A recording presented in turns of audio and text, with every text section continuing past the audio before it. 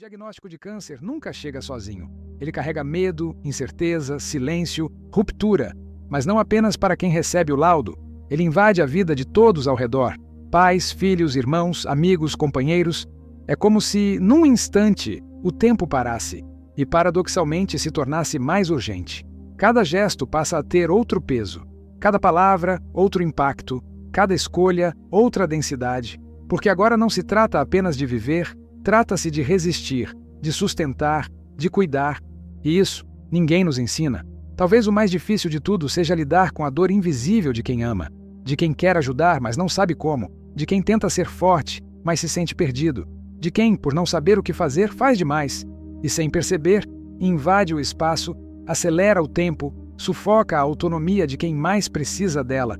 O amor sem direção pode ferir, pode desgastar, pode transformar a boa intenção em sobrecarga emocional, para quem cuida e para quem enfrenta o abismo do tratamento. Em culturas longevas, como as das Blue Zones, esse processo é vivido de outra maneira. Lá, a pessoa doente não é isolada, não é infantilizada, não é tratada como uma sombra do que já foi. Ela continua pertencendo, continua participando, continua sendo chamada à vida, porque nesses lugares o cuidado não é um fardo individual, é um pacto coletivo. É uma responsabilidade compartilhada e, acima de tudo, é uma prática de respeito profundo pela dignidade humana. A neurociência comportamental confirma aquilo que a sabedoria ancestral já intuía.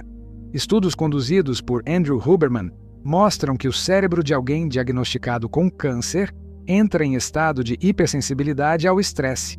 Isso significa que os ambientes, os sons, os gestos, os olhares, as frases, o silêncio, tudo tem um impacto amplificado sobre o sistema nervoso. E esse sistema, por sua vez, influencia diretamente a resposta imunológica, a tolerância ao tratamento, a recuperação, a esperança. Por isso, este vídeo não é sobre o câncer, é sobre o cuidado, sobre o que realmente ajuda, sobre o que sustenta de verdade, sobre as atitudes que fortalecem e não fragilizam a pessoa que está atravessando um dos períodos mais intensos da sua vida. E também sobre as atitudes que preservam quem está ao lado, amando, apoiando, sofrendo junto. Vamos falar de forma clara, sensível e embasada sobre 7 atitudes que podem mudar tudo. Não milagrosamente, mas concretamente. Atitudes que podem melhorar a qualidade de vida, a clareza emocional, o vínculo e talvez até o tempo. Porque quando o cuidado é lúcido, a vida se reorganiza. E quando o amor é guiado por consciência, ele deixa de machucar e passa a curar. 1. Cuidado com o excesso de proteção. Você pode estar tirando a autonomia de quem mais precisa dela. O instinto de proteger é natural. Quando alguém que amamos adoece, queremos imediatamente envolver, amparar, acolher, defender de tudo. O medo se disfarça de cuidado. E sem perceber, começamos a fazer por eles o que antes faziam sozinhos. Decidimos o que comem, quando dormem, quem podem ver, quanto devem descansar. Retiramos as rédeas das mãos de quem, justamente agora, mais precisa segurá-las. Tratar uma pessoa com câncer como se ela fosse incapaz é um erro silencioso, mas profundo. Porque, para além do corpo, a doença também toca a identidade. E quando o mundo ao redor começa a tratá-la como alguém frágil, infantilizado ou sem autonomia, ela começa a se ver assim. Isso abala a autoimagem. Diminui o engajamento com o próprio tratamento. Alimenta sentimentos de impotência, inutilidade, dependência emocional e, não raro, acelera quadros de depressão e desesperança. Nas Blue Zones, onde o cuidado é uma prática ancestral e comunitária, a lógica é outra. Mesmo os doentes continuam ativos em alguma medida. São envolvidos em rituais, tarefas simples, decisões familiares. São respeitados em sua dignidade e autonomia, porque entendem que um corpo em tratamento precisa, mais do que nunca, de um espírito ativo, de um senso de propósito, de um pertencimento vivo. E a neurociência confirma: quando a pessoa sente que ainda tem poder de escolha, quando continua sendo ouvida, quando percebe que sua opinião importa, seu cérebro responde com mais vigor. O sistema imunológico se fortalece. A motivação para enfrentar o tratamento aumenta. A disposição emocional se reorganiza. A prática aqui é simples, mas exige consciência. Ofereça ajuda, sim, mas apenas no que for realmente necessário. Observe com atenção o que a pessoa ainda consegue fazer sozinha. Respeite as escolhas, mesmo que você pense diferente. Escute mais, sugira menos, permita que ela conduza o que ainda pode. Que ela continue exercendo sua presença no mundo, mesmo que com outras limitações. Ela não é um vaso quebrado, ela é um guerreiro em tratamento. E todo guerreiro precisa de aliados, não de protetores que o desarmam. O cuidado verdadeiro não é tirar das mãos, é oferecer mãos ao lado, é caminhar junto sem ocupar o lugar do outro, é lembrar que, mesmo doente, essa pessoa ainda é ela mesma. E o que ela mais precisa nesse momento é continuar sendo vista assim. 2. Evite conversas vazias e frases prontas. Elas machucam mais do que ajudam. Há momentos em que o silêncio é mais curativo do que qualquer palavra. Mas, diante da dor alheia, muitos sentem a necessidade de dizer algo, qualquer coisa, para preencher o vazio, para aliviar o desconforto de não saber o que fazer. E é nesse impulso que nascem frases como "vai dar tudo certo", "pense positivo", "você é forte", "Deus sabe o que faz". São expressões ditas com boa intenção, mas que muitas vezes caem como pedras sobre uma alma ferida. O problema dessas frases prontas é que elas negam a realidade emocional de quem está sofrendo, desconsideram o medo legítimo, a angústia silenciosa, a vulnerabilidade que pulsa em cada célula do corpo. Elas tentam impor otimismo onde o que se precisa, naquele momento, é compreensão, validação, espaço para sentir. A neurociência emocional, com base em pesquisas de Andrew Huberman, mostra que o cérebro em dor precisa de ancoragem afetiva. Precisa de linguagem que sustente, não que negue. Palavras têm efeito bioquímico, elas podem acalmar ou agitar, curar ou machucar. E diante do câncer, o que mais se precisa é de palavras que respeitem a profundidade da experiência vivida, e não de clichês que tentam disfarçá-la. Mais eficaz do que qualquer frase pronta é a escuta ativa, é a presença silenciosa, é estar ao lado, sem precisar resolver, é oferecer um ombro sem exigir reações. Muitas vezes, um simples "estou aqui com você" tem um impacto infinitamente maior do que qualquer discurso motivacional. Uma mudança simples de linguagem pode transformar o ambiente emocional. Troque o "vai passar" por "como você está se sentindo hoje?". Troque o "você precisa ser forte" por "o que você precisa agora?". Essas perguntas abertas dão espaço para o outro existir com verdade, para sentir, expressar, escolher. Não subestime o poder do silêncio acolhedor. Ele comunica cuidado, ele transmite presença, ele permite que a dor seja sentida com dignidade e, a partir disso, que ela seja elaborada, integrada, suavizada. A pessoa que você ama não precisa de palavras perfeitas. Precisa de você inteiro, presente, disponível, disposto a escutar, mesmo o que não pode ser dito em voz alta. Porque nesse momento, o maior ato de amor talvez seja justamente este: ficar em silêncio e continuar ali. 3. Reduza estímulos negativos. O sistema imunológico responde ao ambiente. Quando pensamos em tratamento contra o câncer, geralmente focamos nos medicamentos, nos exames, nos efeitos colaterais. Mas esquecemos que o corpo humano, especialmente em estado de vulnerabilidade, responde a tudo. A luz, o som, o cheiro, a temperatura, as palavras, o ambiente. Tudo comunica algo ao organismo. Tudo influencia, tudo tem impacto direto sobre a recuperação ou sobre o agravamento. É comum que, no meio da rotina doente-cuidador, a televisão fique ligada o dia inteiro, despejando tragédias e ruídos. É comum que as conversas ao redor sejam carregadas de medo, tensão, previsões alarmistas, que se fale sobre estatísticas, sobre casos que não deram certo, sobre dor e perda, ainda que com boas intenções. Mas cada estímulo negativo é uma carga a mais sobre um corpo já sobrecarregado. É como pedir para uma planta crescer num solo contaminado. A ciência não deixa dúvidas. O estresse crônico, mesmo aquele gerado por ruídos sutis ou por ambientes desagradáveis, reduz significativamente a atividade das células NK, ou Natural Killers, que são essenciais na luta contra as células cancerígenas. O sistema imunológico precisa de tranquilidade, de estabilidade, de beleza, de acolhimento sensorial. Sem isso, ele se fragiliza, mesmo com os melhores tratamentos à disposição. Nas Blue Zones, onde se vive mais e melhor, o ambiente é parte ativa do cuidado, casas simples, mas organizadas, presença de natureza, silêncio entre as palavras, aromas naturais, iluminação suave, música leve. Tudo isso não é estética, é estratégia de saúde, é entendimento profundo de que o corpo só se cura verdadeiramente quando o mundo ao redor também coopera com esse processo. E você pode trazer esse princípio para dentro da sua realidade. Criar uma zona de recuperação é possível em qualquer casa. Um espaço com cores tranquilas, um canto com plantas com luz natural, um difusor com óleo essencial de lavanda, uma trilha sonora suave, um local onde a televisão não dita o ritmo do dia, onde as vozes são brandas, onde o tempo é respeitado, onde há espaço para respirar, para contemplar, para existir com mais leveza. A metáfora aqui é simples e poderosa. O corpo cura melhor onde há paz. E a paz não se improvisa. Ela se constrói. Com escolhas diárias, com pequenos gestos, com a consciência de que, mais do que qualquer remédio, o ambiente também pode ser remédio ou veneno.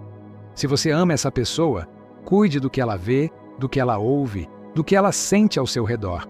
Porque muitas vezes, a cura começa pelo que parece invisível. E quando o ambiente se torna sagrado, o corpo responde com gratidão. 4. Incentive pequenas rotinas. Mesmo em meio ao caos, o cérebro precisa de estrutura. Quando uma doença grave se instala, a rotina costuma se desfazer. Os horários se embaralham, as refeições perdem padrão, o sono se fragmenta, as tarefas simples são deixadas de lado, e sem perceber, o que era cotidiano se transforma em caos. O tratamento, com seus desafios, parece exigir que tudo gire em torno dele, e a vida que existia antes começa a desaparecer. Mas o cérebro humano, especialmente quando fragilizado, precisa de estrutura, precisa de marcos, de ritmos, de rituais. A neurociência comportamental mostra com clareza: a previsibilidade reduz a ansiedade, melhora a aderência ao tratamento, aumenta a sensação de controle e preserva a identidade. Mesmo diante do câncer, a mente precisa de sinais de que a vida continua, de que ainda existe ordem, coerência, sentido. É um erro comum abandonar completamente as rotinas, como se elas fossem supérfluas diante da gravidade da doença. Mas é justamente o contrário. São elas que sustentam, que ancoram, que dizem silenciosamente: ainda estamos vivos, ainda temos o hoje, ainda há o que fazer. A prática aqui é criar micro-rotinas, pequenos rituais que se repetem diariamente, com suavidade, com sentido, um chá no mesmo horário, uma música pela manhã, 10 minutos de leitura após o almoço, um banho de sol na varanda, um momento de silêncio ou oração ao entardecer. Nada disso exige esforço físico, mas exige presença e gera impacto profundo. Nas Blue Zones, esse princípio é vivenciado com naturalidade. Mesmo os doentes mantêm seus rituais, acendem velas, cultivam plantas, preparam o próprio chá, saúdam o sol, pequenos gestos que mantêm o leme firme, mesmo quando o mar está revolto. A analogia é simples. Mesmo o barco em tempestade precisa manter o leme firme. Sem isso, ele gira em círculos. Se perde, afunda. Mas com pequenos gestos de direção, ele continua navegando, continua com rumo, continua com vida. Incentive rotinas que façam sentido para essa pessoa. Ajude-a a preservar o que ainda pode ser preservado, a reconstruir o que for possível, porque mais do que organizar o tempo, essas rotinas organizam a alma. E numa fase em que quase tudo parece incerto, cada pequeno hábito é uma âncora de sanidade, de dignidade e de esperança. 5. Preserve o vínculo social e o senso de valor. O câncer não pode roubar o pertencimento. Pouco a pouco, muitas pessoas com câncer vão sendo afastadas da convivência social. Às vezes por precaução, às vezes por medo, outras vezes por conveniência dos que não sabem como lidar com a dor do outro. E esse isolamento, que começa como uma medida de cuidado, termina por se transformar em solidão, em silenciamento, em invisibilidade. E não há nada mais devastador para alguém em tratamento do que sentir que já não faz parte da vida ao redor. O erro de afastar a pessoa doente do convívio, mesmo que com boas intenções, é profundamente perigoso. O ser humano é biológica e emocionalmente dependente de vínculos, e não há sistema imunológico que funcione plenamente sob o peso do isolamento. A ciência comprova isso de forma inequívoca. Um estudo da Universidade de Stanford mostrou que conexões sociais ativas melhoram a resposta imunológica, aumentam a tolerância aos efeitos da quimioterapia, reduzem quadros depressivos e prolongam a sobrevida. Mas não se trata apenas de estar cercado de pessoas. Trata-se de se sentir parte, de continuar contribuindo, sendo ouvido, sendo necessário, de perceber que, mesmo doente, ainda há algo a oferecer, a partilhar, a viver com os outros. A presença social não deve ser imposta, mas também não pode ser retirada. E o afeto não precisa vir apenas dos mais próximos. Às vezes, um grupo de leitura online, uma roda de conversa espiritual, uma ligação semanal com um amigo de longa data são suficientes para reativar esse senso de pertencimento. O que importa é que a pessoa continue existindo em relação, que continue sendo chamada pelo nome, lembrada em conversas, envolvida em pequenos projetos. Nas Blue Zones, o cuidado nunca é solitário. A dor é coletiva, a cura também. Os mais velhos e os doentes são integrados aos rituais da comunidade. Participam de refeições, de decisões, de celebrações. São consultados, são ouvidos, são valorizados, e é justamente isso que os mantém vivos por tanto tempo. Incluir alguém em sofrimento não é um favor, é uma forma de devolvê-lo à vida, e o pertencimento tem um poder que nenhum medicamento pode oferecer. Ele reacende o sentido, e onde há sentido, há força, há resistência, há renovação. Portanto, preserve e cultive os laços dessa pessoa, incentive encontros, estimule conexões, crie pontes, porque quem se sente útil se fortalece, e quem se sente amado se levanta, mesmo nas maiores batalhas, mesmo quando tudo parece desabar, porque no fim, somos redes, e ninguém deveria enfrentar o câncer sozinho. Nunca. Conclusão. A pessoa com câncer precisa mais do que remédios. Precisa de vínculos, de dignidade e de paz ao redor. Cuidar de alguém com câncer é um dos atos mais intensos, exigentes e transformadores que se pode viver. É caminhar ao lado de alguém que está atravessando o desconhecido. É estar presente quando o corpo falha, quando as emoções transbordam, quando o silêncio pesa.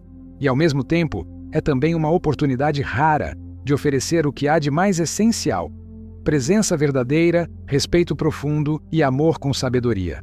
A medicina salva vidas, mas é o ambiente que sustenta a cura, a forma como se vive ao redor do doente, como se organiza o dia, como se olha, como se toca, como se escuta. Tudo isso tem impacto direto na biologia da recuperação. Nas Blue Zones, isso é vivido como cultura. O cuidado é contínuo, coletivo, integrado à vida. Não se trata o doente como um projeto separado do mundo. Ele é parte da comunidade, da casa, do ritmo dos dias. Isso prolonga a vida e melhora a qualidade do tempo que resta, seja ele curto ou longo. A neurociência, especialmente nos estudos de Andrew Huberman, nos mostra que a mente influencia o corpo de maneira concreta. Emoções autênticas, vínculos profundos, ambientes harmoniosos e estímulos positivos não são luxos. São estratégias terapêuticas. Elas alteram o funcionamento do sistema nervoso, do sistema imune, da resposta ao tratamento e podem, sim, mudar o rumo da jornada. Por isso, se você ama essa pessoa, ajude-a a continuar sendo quem ela é. Mesmo em meio ao câncer, respeite seus desejos, preserve sua autonomia, cultive sua rotina, proteja seu ambiente, fortaleça seus vínculos, escute suas dores sem tentar corrigi-las, mantenha sua dignidade acima de qualquer plano de tratamento, porque ninguém é só um paciente, ninguém é só um corpo em processo de cura. Todos somos história, afeto, identidade, memória. E quanto mais conseguimos manter isso vivo, mais ajudamos o corpo a fazer aquilo que ele ainda pode fazer: lutar, resistir, se regenerar, encontrar paz. A vida não se resume à ausência de doença. Ela se sustenta na qualidade dos vínculos, no acolhimento do cotidiano e na possibilidade de continuar pertencendo, mesmo em tempos de dor. Se esse vídeo te tocou, compartilhe com quem está passando por esse caminho.